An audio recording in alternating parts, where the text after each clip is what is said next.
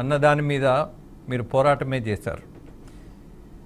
ఇవాళ కొత్త కాదు, బట్ మీకు కొత్త కాకపోయినా ఇవాళ ఖచ్చితంగా గొంతు విప్పాల్సిన పరిస్థితిలో ఇవాళ వార్తలు వస్తున్నాయి.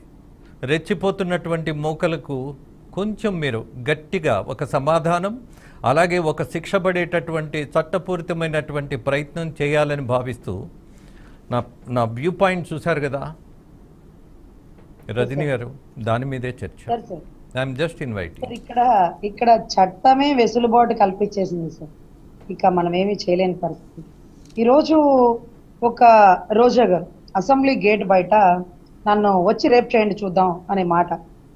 సుప్రీంకోర్టు చట్టమే చెప్పింది, నేనేం చేస్తే మీకెందుకు, ఎవడరా నువ్వు అడగడానికి అంటూ బహిరంగ ప్రదర్శన, బహిరంగంగా ఆవిడ ప్రకటించినటువంటి మాట. ఇవన్నీ చూస్తే తప్పు రోజా గారిది కాదు, వ్యవస్థది కాదు, చట్టంది అనిపించింది. సో చట్టం కొంచెం కఠినంగా ఉంటే, అంటే ఇటువైపు వెళ్తే ఫైన్ వేస్తారు 500 అంటే వెళ్ళడానికి ఆలోచిస్తాం. ఫైన్ కట్టక్కర్లేదు, ఎటైనా వెళ్ళొచ్చు అంటే ఎటైనా వెళ్ళాలనిపిస్తుంది, షార్ట్ కట్లే వాడాలనిపిస్తుంది, ఎదగడానికి స్ట్రైట్ రోడ్ వాడాలనిపించదు. అంత right to speech and expression ఉంది, ఎవరికి ఏమైనా మాట్లాడచ్చు. అరే నువ్వు మాట్లాడు, అవతల వాడి పర్సనల్ ఎందుకు, పరిధి దాటి ఎందుకు మాట్లాడుతున్నావు, అది కూడా నా స్పీచ్ అండ్ ఎక్స్ప్రెషన్ అంటారు. ఈరోజు సమంత గారు ఏ స్టేజ్ నుంచి ఏ స్టేజ్కి వచ్చారు, ఎందుకు విడాకులు తీసుకున్నారు, ఏ ఇబ్బందుల్లో ఉన్నారు అనేది బహిరంగంగా మనకే కావాలి. ఇంట్లో కూర్చొని ముచ్చట్లాడుకుంటూ సమంత అలా చేసింది ఎలా చేసింది అంతే వదిలేసాడు, లేకపోతే లేదు సమంత మంచిది చైతన్య మంచోడు కాదు, ఇంకోటి. తర్వాత రాజకీయం, ఫిల్మ్ ఇండస్ట్రీ, దీంట్లోకి మధ్యతరగతి కుటుంబీకులు, ఒక విలువ, పరువు, ఇంకోటి చాలా చాలా పదాలు వాడేగల కుటుంబాలు రావు సార్. ఎందుకంటే ఏమంటే అది మాట్లాడతారు, ఆ మాటలు అనిపించుకుంటా నువ్వు అవసరమా నీకు, రా ఇక చాలే అని కొంతమందిని రాజకీయాల నుంచి వెనక్కి లాగేస్తున్న తరుణాలు ఉంటాయి. మేము కూడా చాలా మాటలు పడుతుంటాం, బయట జనాలతో మాటలు పడినా పర్లేదు, అప్పుడప్పుడు ఇంట్లో కూడా అనిపించుకుంటాం, అవసరమా నీకు ఆ మాటలు అనిపించుకోవడం. మనం ఏమన్నా ఎప్పుడు రాజకీయ బ్యాక్గ్రౌండ్ నుంచి వచ్చేవాళ్ళు ఇలాంటి మాట ఎవరన్నా అన్నారా? సరే ఒకదానికి ముందుకు వచ్చినప్పుడు ఒకడు స్వాగతిస్తాడు, ఇంకొకడు తిరస్కరిస్తాడు.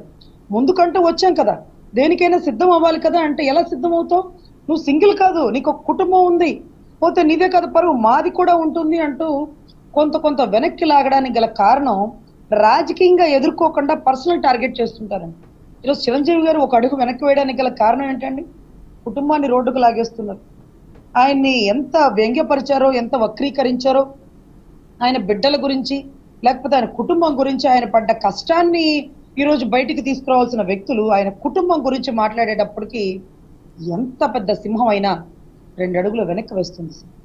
సో ఈరోజు సమంత గారు లేకపోతే రకుల్ ప్రీత్ లేకపోతే వీళ్ళు కాదు సార్, మగవాళ్లే వెనక్కి వెళ్ళిపోతున్నప్పుడు ఇక ఆడవాళ్ళని ఎలా చేస్తున్నారు.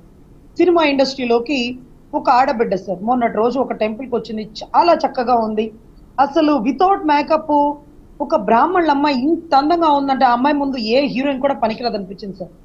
మరి ఆ అమ్మాయిని నేనే వాళ్ళ నాన్నగారు ఉన్నప్పుడు కూడా అదే మాట, నా చాలా బాగున్నా అమ్మ, ఇలాంటి వాళ్ళు ఫిలిం ఇండస్ట్రీలో ఉంటాయి, అదెందుకు మాట అంటారు రజనీ గారు, మన కుటుంబాలకు అది అవసరమా, అది అంటూ ఒక మాట అనేస్తారు.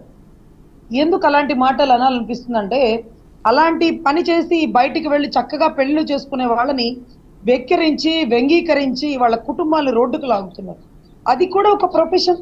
కాసేపు ఆ డ్రెస్ వేసుకుంటారు, ఆ సినిమా, ఇప్పుడు 4 గోడల మధ్య జరిగింది మీకు తప్పు కాకపోతే 400 కెమెరాలు పెట్టి చుట్టూ మనుషులు తప్పట్లు కొట్టు కట్ షాట్ అంటూ చేస్తుంది మీకు తప్పు అనిపిస్తుంది, అది వాళ్ళ వృత్తి అది.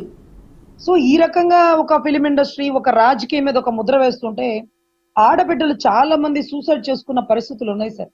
కొంతమంది రాజకీయం రాకుండా వెనక్కి వెళ్ళిపోయిన వాళ్ళు కూడా ఉన్నారు సార్. ఇంకా కొంచెం కష్టమైతే మాలాంటి వాళ్ళు కూడా ఎందుకులో ఈ రాజకీయం 4 మాటలు అనడం అనిపించుకోవడం, ఇది కరెక్ట్ కాదులే అంటూ అఫ్ కోర్స్ 100% కూడా వెనక్కి తగ్గే అవకాశాలు కూడా ఉంటాయి సార్. సో ఇటువంటి అప్పుడు ఆడబిడ్డల గురించి మాట్లాడేటప్పుడు అది ఎవరైనా కానివ్వండి, మీకు మాట్లాడే అధికారం లేదు, అది వాళ్ళ పర్సనల్ విషయంలోకి వెళ్ళి రాజకీయంగా ఆ ఏరియాని నియోజకవర్గాన్ని మోసం చేసిందా, లేకపోతే ఆవిడ వల్ల దర్శకుడికి ఇచ్చిన చెక్కు ఏదన్నా నెగోషియేట్ అయిందా, ఇంకోటి మనకేమన్నా చీటింగ్ చేసిందా, మనకి సినిమా చేస్తానని ఒప్పుకొని దాని గురించి మాట్లాడదాం.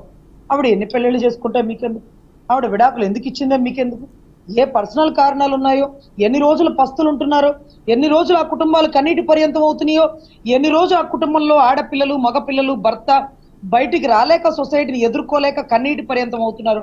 వాళ్ళు పొట్టకూటికి పని చేసుకుంటున్నారు సార్. ఈరోజు జర్నలిజం అనేవాడు నిజం చెప్పాలా, నీకు ఆ నిజం వాళ్ళ లోపల మనసుకెళ్ళి ఎలా చూస్తావు చూడలేవు కదా. ఈరోజు చిరంజీవి గారి కూతురు వెళ్ళిపోయిందని వీడియోలు తీసి కెమెరాలు తీసి ఆ పెళ్లిని హైలైట్ చేయాల్సిన అవసరం ఎందుకు? తండ్రి అవసరమైతే ఖండించుకుంటాడు, లేకపోతే మానుకుంటాడు, అది వాళ్ళ పర్సనల్. ఆవిడ అలాంటి అబ్బాయిని చేసుకుంది, వాళ్ళు ఇలా ఇచ్చారు, ఉదయ్ కిరణ్ చావుకి వీళ్ళే కారణం, ఇవన్నీ ఎవడు రాస్తున్నాడు? ఆయన ఏమైనా రాసిపోయాడా నా చావుకు కారణం చిరంజీవి గారని? సో ఇలా మాట్లాడేటప్పుడు వద్దురా బాబా ఈ రాజకీయాలు అని మనస్ఫూర్తిగా అనిపిస్తుంటుందండి. సో అటువంటి అప్పుడు మీరు చెప్పిన పదాలు చాలా కరెక్ట్ సార్. ఎలా ఉన్నా సరే మీడియాని మీరు అనట్లేదు, జర్నలిజంలో నిజాలు బయటికి చెప్పాలి కదా. ఒక ప్రత్యేకమైన మీడియా కాదు, ఈ పద్ధతి తప్పు, దీన్ని ప్రోత్సహించకండి, ఆడబిడ్డల్ని వెనక్కి నెట్టకండి. సినిమా ఇండస్ట్రీలో కానీ రాజకీయాల్లో కానీ అన్ని రంగాల్లో కానీ ఈ మాటలకి భయపడే 90 మంది వెనక్కి వెళ్ళిపోతున్నారు సార్. 10 మందే ఎక్కడో అన్నిటికీ సిద్ధమయ్యి కుటుంబాలకి నచ్చ చెప్పుకొని వీధుల్లోకి వస్తున్నాం సార్.